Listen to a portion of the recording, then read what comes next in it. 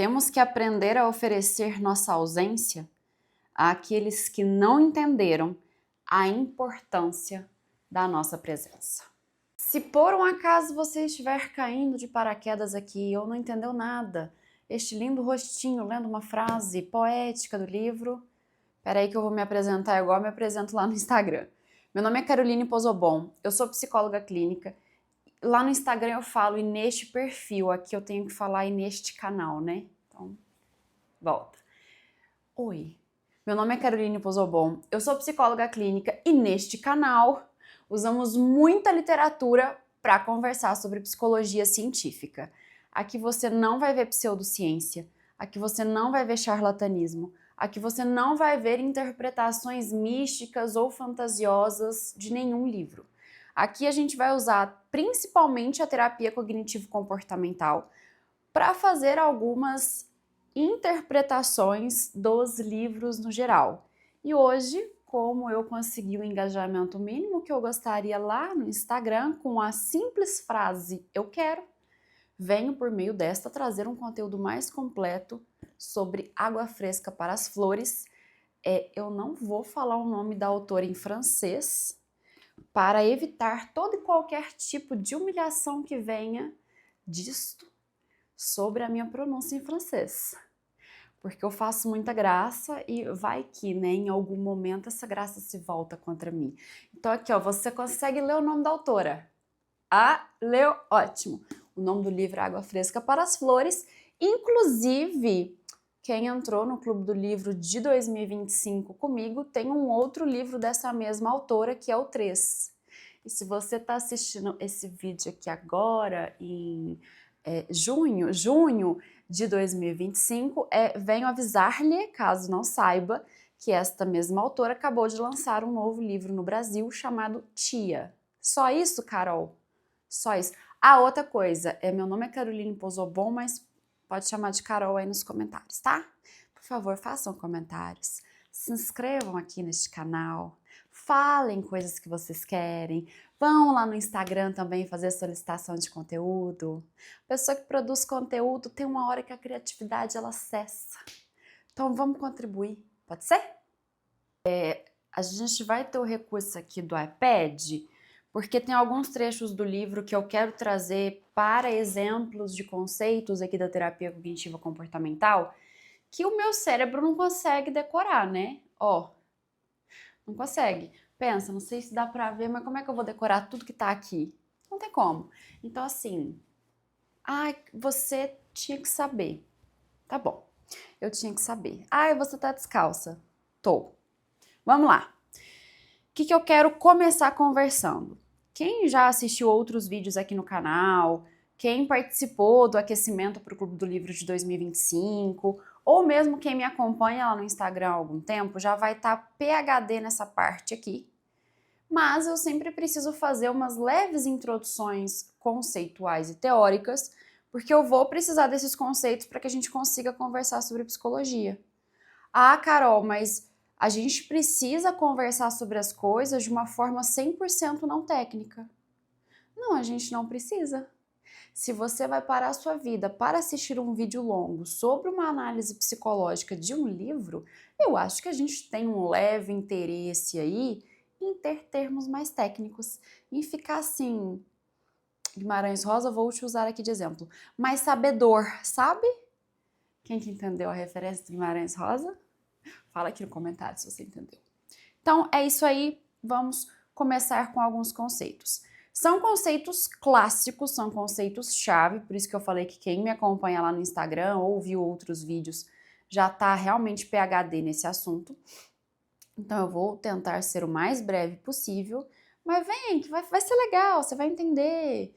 Inclusive, eu vou trazer exemplos do livro, tá? Antes mesmo de dar um panorama geral, caso você não tenha lido este livro. Vai ter spoiler? Eu não ficaria aqui. Se você não leu o livro e se você tem muita vontade de ler, eu não correria esse risco. Porque assim, no roteiro que eu fiz para este vídeo, que eu já saí completamente dele, não tem spoiler. Mas como eu acho que já deu para perceber que o roteiro que eu sigo é mais daqui do que o roteiro feito, já foi o quê? 10 minutos de vídeo. Maravilha, seguinte. Quais são os conceitos que eu quero que a gente entenda para conversar sobre água fresca para as flores? O que para terapia cognitiva comportamental são crenças centrais, crenças intermediárias, modelo cognitivo e estratégias de enfrentamento? Ah, eu tenho que decorar esses nomes? Calma, não precisa, você vai entender o conceito e dane-se os nomes, tá? Eu vou falando quais são os pontos-chave aí para sua memória pegar. O que a gente tem que entender sobre essas tais das crenças? A terapia cognitivo-comportamental, ela entende que através das nossas experiências, das nossas vivências, de tudo que a gente foi armazenando ao longo da vida, infância, adolescência, primeira fase ali da idade do jovem adulto, a gente vai observando as pessoas, a gente vai vendo através do nosso comportamento qual comportamento é legal, qual comportamento as pessoas batem palma, qual comportamento as pessoas não gostam. A gente vai vendo isso com outras pessoas, então observando interações. A gente observa muito, muito mesmo, como que é a relação dos nossos cuidadores, então as pessoas que criaram, né, cada um de nós, as pessoas que fazem parte ali do nosso convívio. A gente vai aprendendo como é o mundo, como que nós somos, como que nós devemos agir e como que as outras pessoas são através dessas vivências. É como se a gente fosse criando um roteirinho, sabe? Eu como filha sou assim, eu como estudante sou assim, eu como psicóloga sou assado, eu como noiva sou assim, assado, já foram todas as palavras, né? Enfim, a gente vai criando conceitos dentro deste roteiro. Basicamente, gente, esse roteiro é o script central de como a gente entende quem somos nós no mundo, enquanto valor, capacidade, beleza, né, imagem. Quem são as pessoas? Então, qual que é a perspectiva que nós temos? As pessoas são confiáveis, as pessoas são boas, são ruins, elas me tratam de um jeito X, de um jeito Y. E a visão que a gente vai ter do mundo. O mundo é um lugar que dá para ter esperança, o mundo é um lugar bacana, é um lugar ruim, é um lugar perigoso, é um lugar livre, tá? Então, essa base, esse script, esse roteiro de quem somos nós no mundo, como que é o mundo e como são as pessoas, formam as nossas crenças centrais. É daí que a gente vai se basear para fazer tudo na vida. Então, eu me acho uma boa filha, uma filha ruim. Eu acho que para merecer não, para receber amor eu tenho que merecer, eu tenho que fazer alguma coisa, basta eu existir. Eu acho que a minha capacidade, ela é bacana. Eu acho que nada do que eu faço tá bom. Eu acho que nada do que eu faço tá suficiente. Entendeu? Alguma você pegou. Alguma bateu aí com você que você fala, eu me sinto assim, assim, assado. Beleza, essa é a sua crença central. Essa crença central, esse script, esse roteiro, nem sempre é adaptado, nem sempre é funcional e nem sempre é realista. Exemplo, a gente pode ter uma pessoa que se acha extremamente incapaz. Então, a crença central dela, o que ela tem de roteiro sobre ela mesma, é que ela é uma pessoa incapaz. Ai, nossa, nada do que eu faço dá certo, parece que eu não sou boa em nada. Aí a gente vai dar uma avaliada e a gente entende o seguinte, suponhamos que a pessoa é formada em jornalismo. Vamos chamar essa pessoa de Maria, tá? Maria, você consegue construir uma ponte? Não. Ah, então realmente, para construir uma ponte você é um zero à esquerda. Sim. Mas você trabalha? Trabalho. Você passou no vestibular? Passei. Você paga suas contas? Pago. Você trabalha num lugar que você recebe algum elogio, algum feedback? Não. Então você não é capaz, você não é suficiente para construir uma ponte. Mas você tem sido capaz de ser adulta. Geralmente a pessoa acha que ela é incapaz, que ela é insuficiente para tudo, quando essa crença é desadaptada. Mas só para vocês entenderem um pouquinho qual que é o conceito, até para vocês conseguirem se visualizar nisso. Dessas crenças centrais, acabam surgindo ou tendo influência, o que a gente vai ter de crença intermediária? Quais vão ser as nossas regras para a vida? Quais vão ser os nossos pressupostos? Qual que vai ser a nossa suposição para fazer correlações, para entender o que é certo, o que é errado e para entender às vezes o que a gente tem que fazer, pensar, sentir ou ter para ser e ter determinadas coisas. Oi? Calma. Seguinte, vou tentar trazer uma regra minha, tá? Uma crença intermediária minha, não necessariamente adaptada. Mas até pouquíssimo tempo atrás, eu tinha a seguinte ideia. Para que eu tenha valor enquanto ser humano, então para que as pessoas me reconheçam, para que as pessoas me vejam como alguém de valor mesmo, eu preciso trabalhar até quando eu estou exausta. Carol, credo, pois é. Mas era um pressuposto meu, que foi mudando ao longo do tempo, enquanto eu era majoritariamente estudante, a minha regra é que eu tinha que ser a melhor estudante, que eu tinha que dar o meu máximo, que eu tinha que tirar as melhores notas, porque senão eu não seria ninguém. Essa é uma crença intermediária que eu tinha, que me organizava na vida. Então, uma crença intermediária, um pressuposto, uma regra que eu tinha de mim mesma sobre meus valores, que estava 100% atrelado à minha crença central. Tô falando demais de mim, né? Que eu tinha de eu sou insuficiente. Só para vocês entenderem melhor. Vou trazer exemplos aqui da nossa personagem também. Dessas crenças centrais e dessas crenças intermediárias, não é que elas estão num lugar inacessível, num lugar místico, não. Elas ficam ali como se fosse nas nossas memórias de longo prazo, porque são conceitos, são aprendizados que nós tivemos, que nós processamos, que nós cristalizamos e que está ali para ser evocado, ou seja, para ser lembrado a qualquer momento. Quais momentos? Todas e quaisquer situações que a gente viva na nossa vida. Então, eu tô tendo uma dificuldade. Vou dar exemplo meu de novo, tô ficando vulnerável demais nesse vídeo. Primeiro clube do livro que eu fiz. Foi um fiasco. Foi um fiasco no sentido de não bati a meta, não tive ali o que eu gostaria, tô vivendo uma situação que estou vulnerável, posso ativar as minhas crenças centrais intermediárias porque a situação me faz evocar esse roteiro. Só que eu não vou evocar este roteiro nesse formato. Eu me sinto muito insuficiente, tenho este pressuposto, por isso... Não, gente, a gente vai evocar isso na maneira como a gente funciona, no nosso modelo cognitivo. Que diabo é isso? Vivendo uma situação, eu vou pensar coisas, sentir coisas e fazer coisas. Essas coisas, este modo de funcionar, vai ser pautado nas minhas crenças centrais intermediárias. E se essas crenças centrais intermediárias forem desadaptadas, exemplo, sou insuficiente, tenho que chegar à exaustão para ter valor, obviamente que eu vou ter um modelo cognitivo expresso em interpretação desta situação de uma forma muito danosa. Então, eu posso ter pensamentos como, cara, nada dá certo para mim, eu nunca vou conseguir ter um clube do livro de sucesso, eu nunca vou conseguir ser uma pessoa expressiva no contexto psicologia e leitura, eu sou um completo fracasso, eu não sirvo para nada. Tô dando exemplos de pensamentos que eu poderia ter. Eu posso me sentir ansiosa, triste, frustrada, decepcionada, e eu posso me comportar num sentido para manter essas crenças, ou seja, desistir de tudo e confirmar tudo isso que eu penso.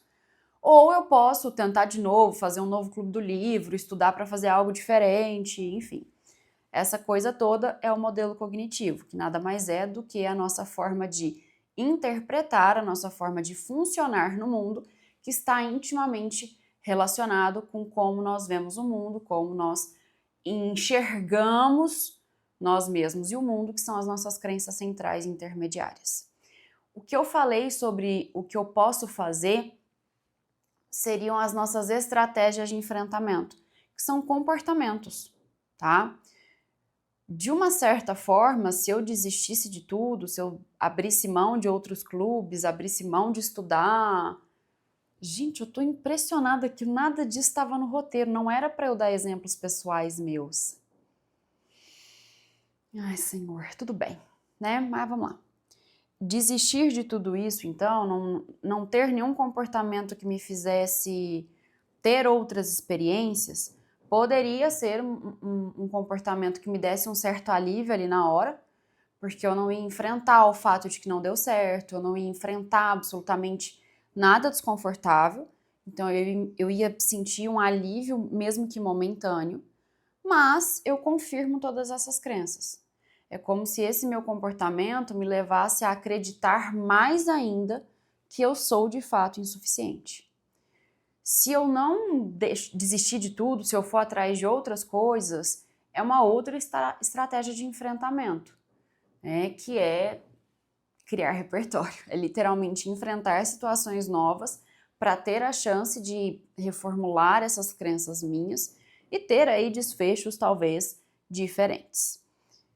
A gente vai ter algumas estratégias de enfrentamento bem clássicas que podem ser disfuncionais. Exemplo, evitação. Eu não vou estudar um assunto novo para o clube do livro, porque eu acho que não vai dar certo, eu vou ficar muito ansiosa, eu vou me sentir muito mal, eu vou lembrar que eu fracassei. Fracassei aqui no sentido de não bati a meta que eu tinha para mim mesma. Este comportamento de evitar, novamente, ele tem um alívio momentâneo, mas ele me impede de ter novas experiências, ele me impede de talvez reformular as minhas crenças e de conhecer novos desfechos. Então, nem sempre vai ser uma estratégia funcional. Evitar aquela pessoa chata, desconfortável, enfim, quando você está no meio de um trem difícil da sua vida, não vai ser uma estratégia inadequada, não vai ser uma estratégia ruim. Mas todas as vezes que a gente evita um desconforto, que pode sim trazer consequências positivas, para a gente ter um alívio imediato, é uma estratégia de enfrentamento disfuncional. Ou quando a gente hipercompensa, que era o caso, contei para vocês da minha crença intermediária, né? Eu tenho que ficar exausta para ter valor no meu trabalho. Eu tinha uma estratégia de hipercompensar. Então eu tinha uma ideia que eu não era suficiente, que eu não era boa, que talvez eu nunca seria. Então eu me desgastava ao máximo para hipercompensar esta ideia que eu tinha. São duas estratégias muito comuns, por isso que eu estou citando as duas e elas vão aparecer aqui no livro. Beleza? Agora entra na parte que eu quero contar para vocês exemplos que são do livro. Ah, você não contou o enredo. Se você não pulou, você já leu, a gente está fazendo uma análise e a gente vai entender, tá? Eu trouxe aqui uma fala a gente vai chamar de Violette. Super chique, super French, francês, tá? Tem um cabelo aqui que não sai, gente. Peraí, só um momento. Trouxe uma fala da Violette, que é a seguinte. Afinal, aos olhos da mãe de Toussaint, eu sempre seria a outra, a tal, aquela mulher. Eu nunca teria nome. Eu quis trazer alguns exemplos do livro que não fossem tão... exemplos de livros de psicologia, até porque acho que não teria tanta graça se a gente fosse tão específico. Mas essa fala da Violette, ai gente, quando eu li o livro, falar Violette na minha cabeça não era tão feio quanto falar Violette assim em voz alta, mas enfim. Essa frase pode trazer para nós uma ideia de como que ela se vê no mundo. Ela tá falando que é uma visão da mãe lá, do marido dela, mas ao longo de toda a leitura, a gente percebe que essa é a visão que ela tem dela mesma. Ela é uma pessoa sem identidade. Ela é uma pessoa sem direitos. Ela é uma pessoa qualquer. Até porque ao longo de todo o livro, ela acaba justificando, inclusive.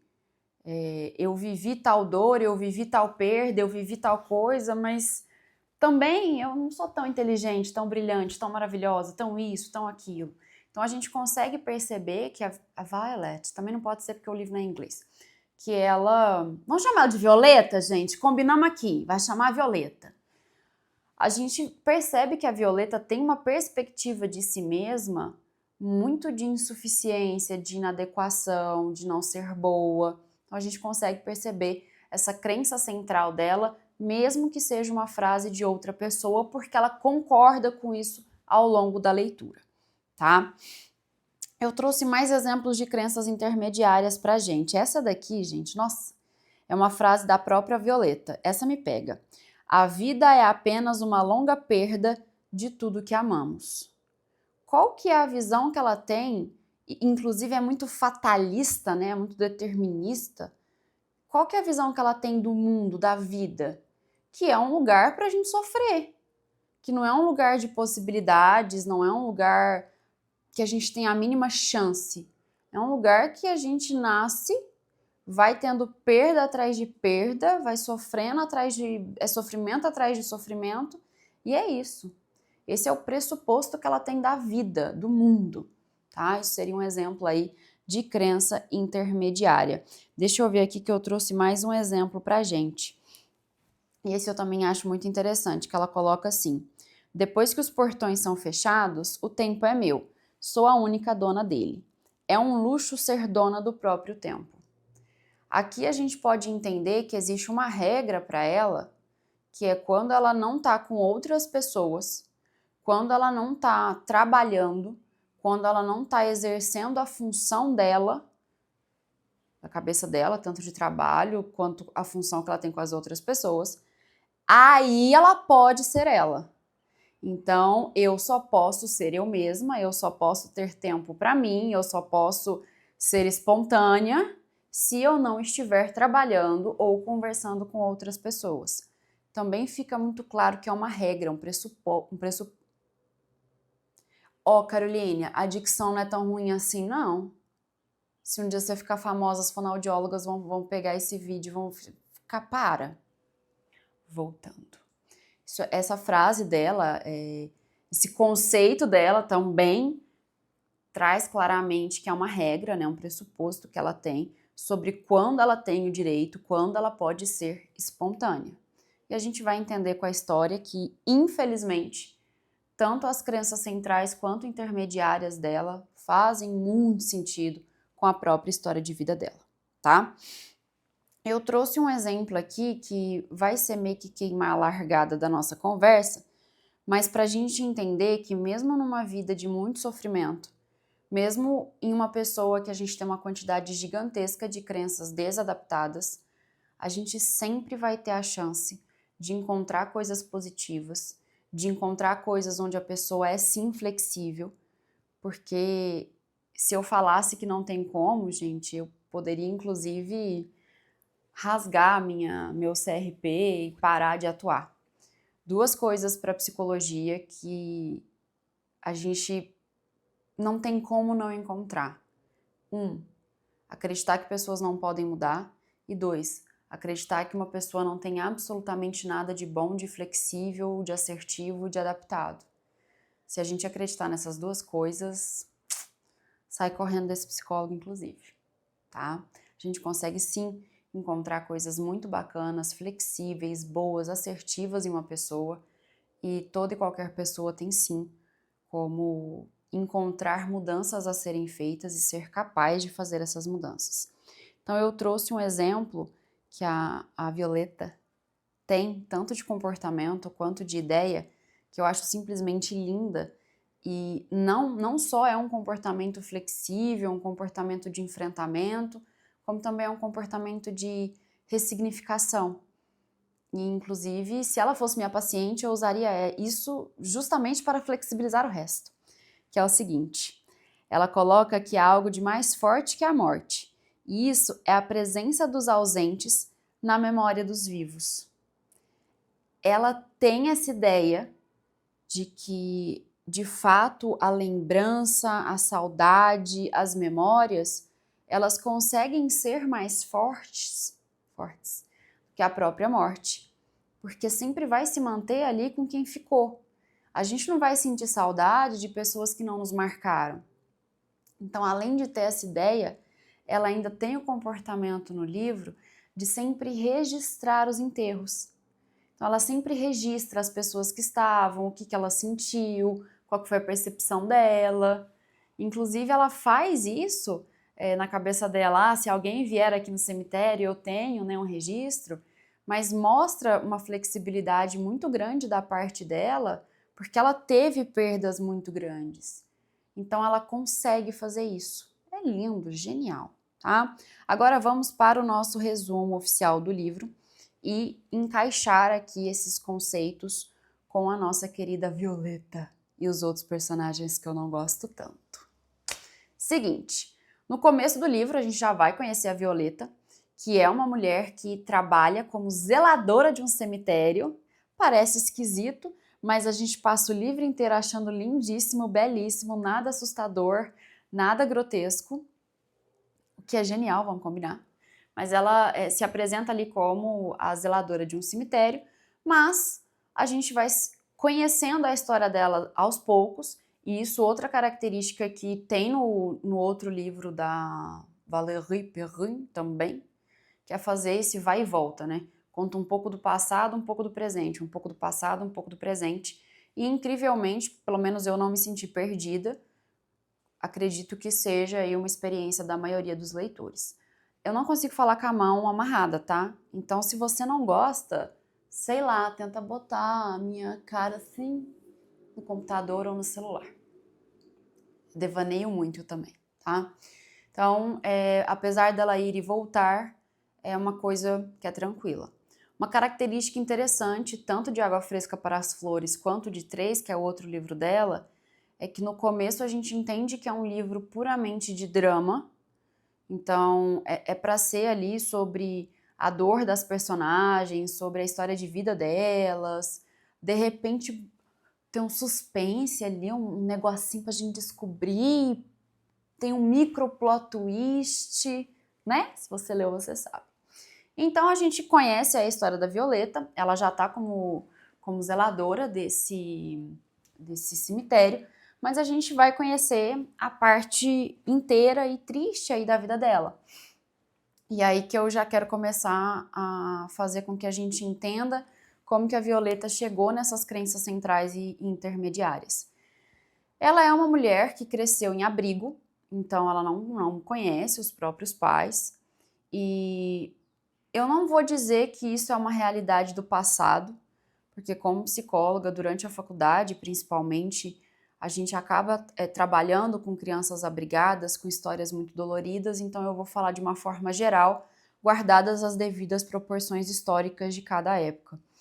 Mas crescer em abrigo é uma coisa difícil por si só, porque as crianças elas não vão ter aquela coisa mágica e margarina, né, de propaganda de família margarina, que geralmente as crianças têm, que são cuidadores ali que estão presentes todos os dias, que é uma atenção mais voltada para a criança, que há aquela magia de mostrar para a criança que ela é única sim para aqueles cuidadores. Então, crescer em abrigo, além de todas as histórias infelizmente tristes, pesadas, que é muito dolorido, gente, é muito difícil uma criança que está abrigada não ter uma história extremamente, sabe, nossa, é muito difícil. Inclusive, como eu já estou vulnerável mesmo, né, foi uma parte da faculdade que era muito difícil de ter contato. Ah, Carol, mas na psicologia tem muitas. Pois é, tem muitas, estou falando aqui que essa é uma delas. Então, a Violeta vai crescer aí com essa marca já. Ela é uma criança que nasce em abrigo. Ah, ela não nasce em abrigo. Tá bom, gente. Mas ela não conheceu os pais, ela não sabe a história dela. E a gente sabe, através de contato com outras histórias, até mesmo com histórias reais, que isso facilita muito uma ausência ali de criação de identidade, uma dificuldade de se reconhecer no mundo. O que já de cara conta que essa pessoa pode ter crenças centrais desadaptadas começando por aí. É uma pessoa que cresceu num contexto diferente, cresceu num contexto muito vulnerável para criar ideias disfuncionais sobre si mesma, então ela já tem o primeiro fator de vulnerabilidade. A gente conhece que ela no início ali da vida adulta, ainda adolescente, ela vai fugindo dos abrigos, ela conhece o tal do Philippe Toussaint, que eu chamo de Toblerone. Curiosidade, os nomes na minha cabeça, eles nem sempre são os nomes das coisas, sabe? Então eu tô lendo, meu cérebro pegou outra referência, aquela referência. Então aqui a gente vai chamar o Toussaint de Toblerone e a Violette de Violeta. O restante eu nem lembro, então a gente não vai inventar muita moda. Ela conhece o Toblerone, e o Toblerone é aquele... Cuidado com as palavras, Caroline. É aquele ser humano que a gente vai entender também pela criação dele. É aquele ser humano que ele não liga para absolutamente ninguém. Ele precisa satisfazer as vontades dele, na hora dele, do jeito dele, e ele não pensa tanto em como que o comportamento dele pode repercutir na vida das outras pessoas. Então a gente tem uma Violeta jovem que não tem a menor ideia de como é receber amor, que não tem a menor ideia do que são demonstrações de afeto, de cuidado, de carinho. Ela não tem repertório mesmo, é um negócio de não saber. Ela conhece esse cara, aparentemente ele é bonitão. Na minha versão ele é péssimo, feio, horroroso. Mas, cara ali, boa pinta e tal, estilosão, pá, chega na conversa. Ela vai perder a virgindade com ele, então ele é a primeira possibilidade e a única até então que ela vai ter sobre relacionamento amoroso.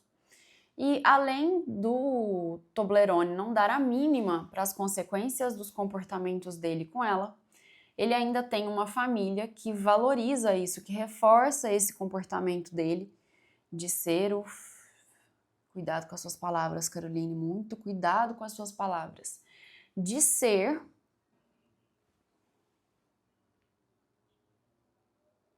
uma pessoa mimada. Acho que esse termo aí é bom pra gente. O pai é mais blé, mas a mãe é, ai, meu filhinho, amorzinho da minha vida, mas você vai ficar com essa moça? Ai, meu Deus, mas será que essa moça é boa pra você? Em momento nenhum houve uma pergunta de se ele era bom pra ela, né? Porque ele não era bom pra ela. Mas a família vai alimentar isso. Então a gente vai ver toda a vida dela praticamente sem chance ambiental para ter o mínimo de condições adaptadas de se ver no mundo. E aí a gente vai vendo nas sutilezas. Ela quer ler, ela quer aprender a ler, ela quer conhecer as coisas e ela vai fazer tudo sozinha, ela não vai ter nenhum incentivo, ela não vai ter nenhum estímulo e pior, ela não vai ter nenhum reforço, que em tese seria o mínimo para a gente conseguir manter um comportamento. Já diria tio Skinner, nenhum comportamento se mantém sem reforço. E ela não vai ter. Ela vai começar a ler muito sozinha e assim, escondida, porque o Toblerone mesmo faz comentários horrorosos, né? De você não vai conseguir, por que você tá fazendo isso? Nada a ver. Além de traições, né? Traição atrás traição. Beleza. Ela vai trabalhar com esse Toblerone aí numa estação de trem e ela engravida muito cedo, ela tem uma filha muito cedo. A gente não entende spoiler, a gente não entende cadê essa filha, né? Quando chega aquele personagem, aquele policial bonitão. É filme, né? Na minha cabeça ele é lindo. Chega o policial bonitão lá, ela fala que a filha tá em outra cidade. A gente descobre que ela perdeu a filha de uma forma trágica, dolorida, horrorosa, e que nem na dor dela ela foi respeitada. Então eles trabalham lá nessa estação de trem, ela consegue fazer amizades, gente, através de comportamentos genuínos. Ela é uma mulher maravilhosa, é uma mulher muito carinhosa, muito sábia dentro do que ela consegue ser e tomando bordoada da vida inteira. E isso eu trago também como um comportamento muito flexível, mas tomando bordoada da vida inteira, sem ter tido a chance de aprender o que era um relacionamento bacana. Ela expressa comportamentos de gentileza, de amor, com a filha, com pessoas que trabalham ali perto dela, com as pessoas do cemitério, enfim. Ela consegue ter esse comportamento, e isso é muito lindo, porque apesar da perda dela, que é muito dolorida dessa filha, ela conhece o amor. Ela conhece o que é amar e ser amada. E ela conhece isso de uma forma muito genuína, muito bonita. Porque ela consegue ser uma mãe maravilhosa para a filha dela. E a filha também é uma filha maravilhosa para ela. Não porque a filha faz coisas mirabolantes, mas porque a filha é uma companhia genuína, é uma companhia gentil. É uma menina maravilhosa. Dói demais a hora que a gente descobre que ela se foi. Então a gente vai ter esse contexto ali da ferrovia que ela trabalha. Ela vai perder essa filha num incêndio. Ela vai achar que por algum momento é que ela tem que ir atrás, que ela tem que descobrir. E aí ela acha que a culpada é uma mulher com quem o marido dela traía ela. E aí a gente vai descobrindo que na verdade essa mulher também é infeliz pra caramba, casada com um cara que... Enfim, a gente também descobre, e esse é um charme que eu quero trazer que é muito difícil, mas é um ponto importantíssimo para a gente, enquanto psicólogo, na minha humilde opinião. A gente descobre a história da vida do Toblerone também. E não justifica nenhum comportamento ruim que ele tem, não justifica nenhum sofrimento que ele trouxe para ela nem para ninguém da vida dele. Mas a gente entende que por trás de tudo aquilo também existe um ser humano. E não tem como um ser humano ser 100% ruim ou 100% bom, sabe? E a gente vai descobrir as coisas dele também. Eu nem vou perder tempo aqui falando do Toblerone, porque eu quero falar da Violeta. Bom, como que a gente vai desenvolver crenças adaptadas se a gente teve pouquíssimas chances ambientais de conhecer o que é o amor, o que é a assertividade, o que são comportamentos de carinho, o que é um reforço. E quando a gente tem essa chance ela é literalmente tirada da gente de forma trágica. É muita coisa para um ser humano processar sozinho, sabe? Ainda mais que a gente está falando de uma personagem que não vai ter acesso a tratamento, a terapia, enfim. É muito danoso. Então, infelizmente, é muito compreensível que a Violeta desenvolva algumas estratégias como isolamento. Ela desenvolve isso muito ali na fase do luto pela filha. Não entendo pelo livro que ela teria o transtorno de luto prolongado, apesar dela ruminar muito, mas não entraremos aqui nesse mérito. Mas ela desenvolve esse isolamento. Ela e o marido vão ficar cada vez mais distantes, não que eles fossem super próximos. Ela vai ficar muito amiga do zelador antigo desse mesmo cemitério onde ela vira zeladora, porque ela vai visitar o túmulo da filha muitas vezes, ela vai conhecer esse amigo. Inclusive, a gente entende que ali é um momento muito importante até para ela conseguir sair do luto quase patológico mesmo, porque ela faz essa amizade, ela começa a cuidar de plantas como esse zelador antigo cuidava, enfim. E aí ela sai do trabalho dela, lá da ferrovia, que inclusive vai fechar, e vai trabalhar como zeladora. O marido vai com ela por um tempo, mas aí o marido some. E o marido some, a gente descobre porque ele descobre o que aconteceu. Eu não quero dar esse spoiler, porque eu acho que vale a pena, né, ler essa parte do livro. Gostaria de dar esse spoiler, porque daria pra gente conversar um pouquinho, mas já tô falando demais. Mas enfim, tanto o marido quanto ela, em momentos diferentes, vão descobrir o real motivo que levou a filha deles a morrer. E esse motivo é forte demais pro pai, pro Toblerone, e é forte demais para ela também, porque óbvio, ela perdeu a filha, mas não tem o mesmo significado que tem para o Toblerone.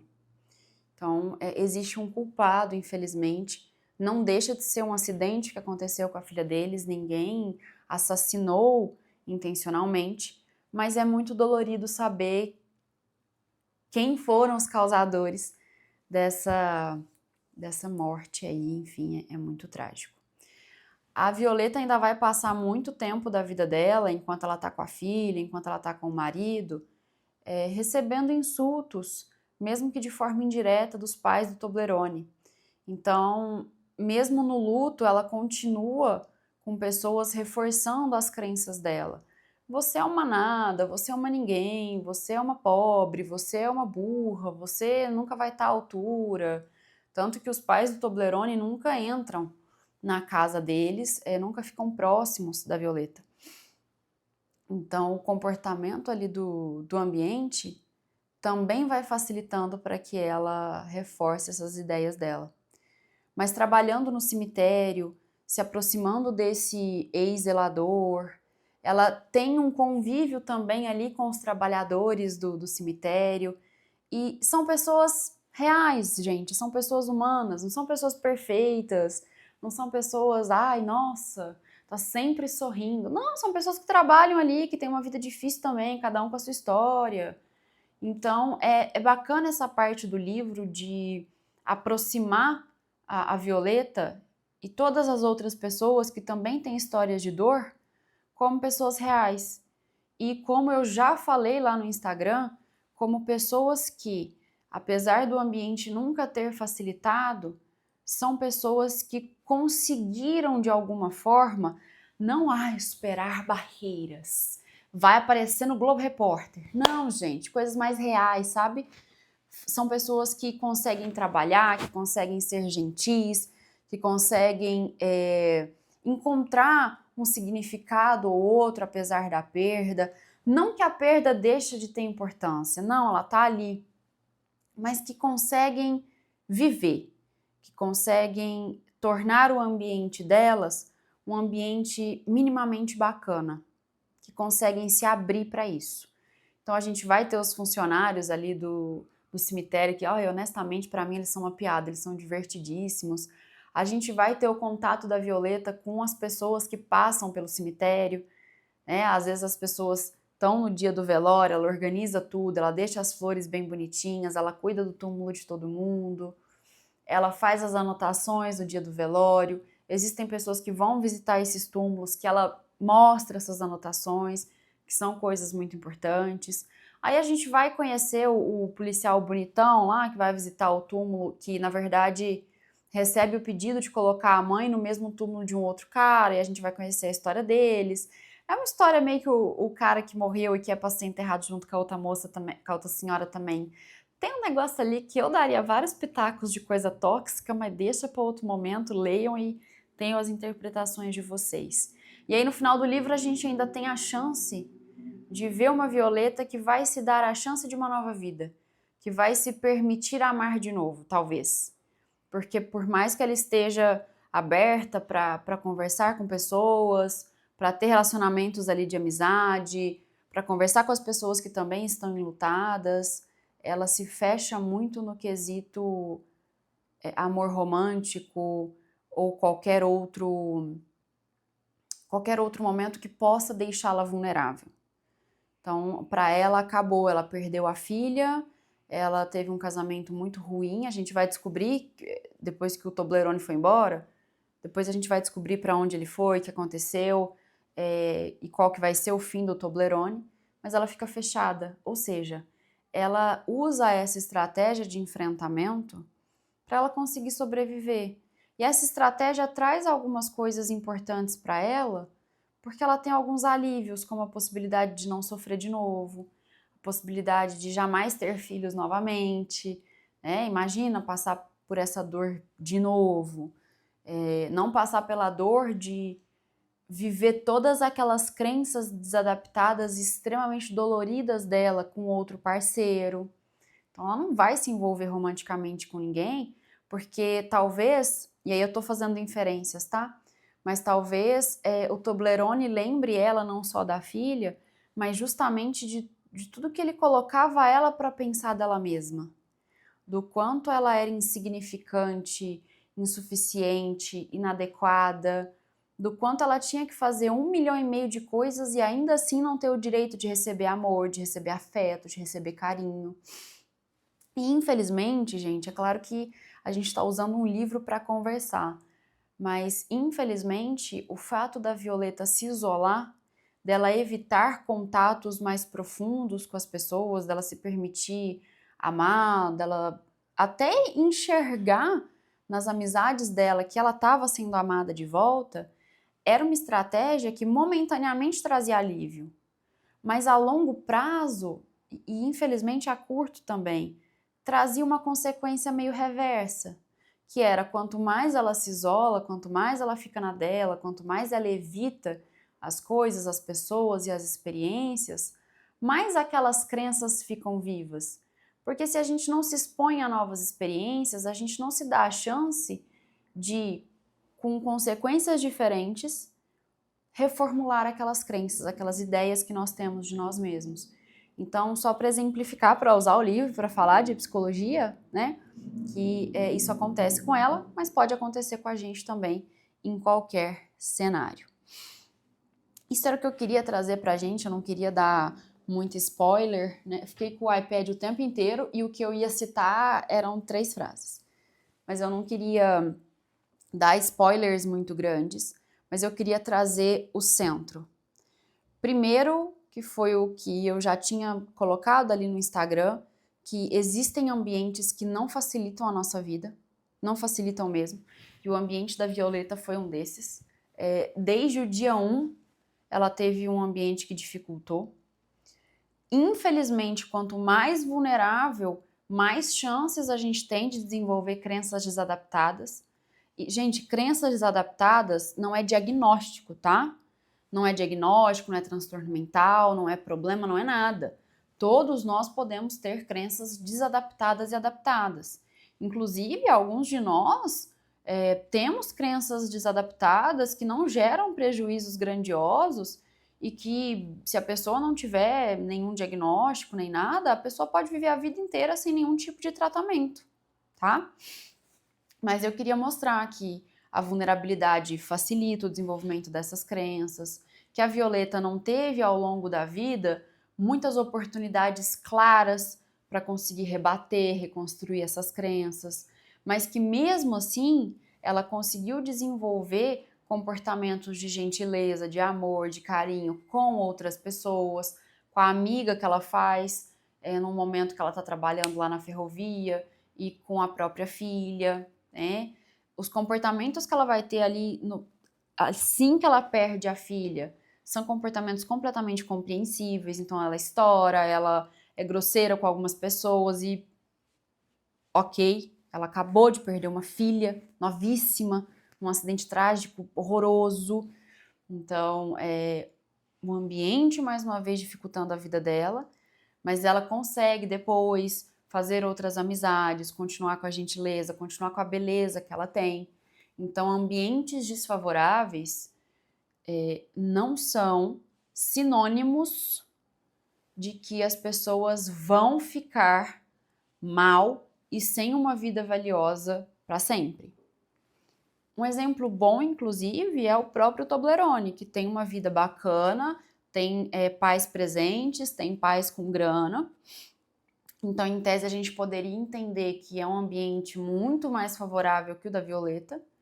E o Toblerone não tem uma vida tão boa assim, não. E eu não tô falando de sucesso nem de grana. Eu tô falando de se sentir completo, se sentir bem, se sentir vivendo uma vida de valores, correndo atrás daquilo que é importante. Muito pelo contrário. Então, acho muito bacana essa dualidade de 2 ambientes completamente diferentes.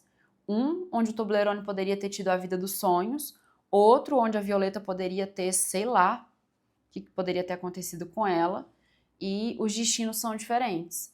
Ambos passam por dores gigantescas, cada um lida de um jeito. O Toblerone não consegue desenvolver a habilidade de um ser humano minimamente empático, valioso, não com a Violeta, e a Violeta consegue. Então, queria trazer essa dualidade. Queria lembrar que ambiente favorável e desfavorável nunca vai ser sinônimo de uma vida que não seja valiosa, de uma vida mal vivida, tá?